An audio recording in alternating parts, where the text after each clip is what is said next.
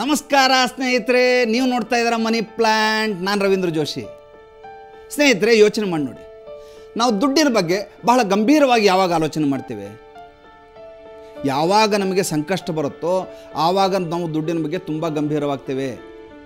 Financial planning ಅನ್ನೋದು ಯಾವಾಗ ಬರುತ್ತೆ ಅಂದರೆ, ಯಾವಾಗ ನಮ್ಮಲ್ಲಿ ಸಂಪನ್ಮೂಲ ಇರೋದಿಲ್ಲವೋ ಆವಾಗ ನಾವು ಅದರ ಬಗ್ಗೆ ಯೋಚನೆ ಮಾಡ್ತೇವೆ.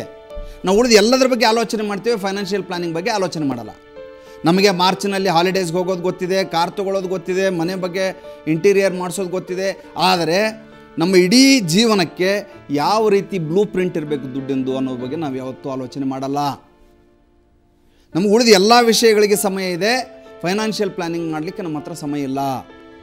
ನೆನಪಿಟ್ಕೊಳ್ಳಿ, ನಮ್ಮ ಜೀವನದಲ್ಲಿ ನಾವು ಸಮೃದ್ಧವಾಗಿರಬೇಕಂದ್ರೆ, ಶ್ರೀಮಂತವಾಗಿರಬೇಕಂದ್ರೆ, ಸ್ವತಂತ್ರವಾಗಿ ಬದುಕಬೇಕು ಅಂದರೆ, ಬದುಕಿನ ಸಮೃದ್ಧಿಗೋಸ್ಕರ ಬ್ಲೂ ಪ್ರಿಂಟನ್ನು ರೆಡಿ ಮಾಡಿಕೊಳ್ಳೋ ಅಗತ್ಯ ಪ್ರತಿಯೊಬ್ಬರಿಗೂ ಇದೆ.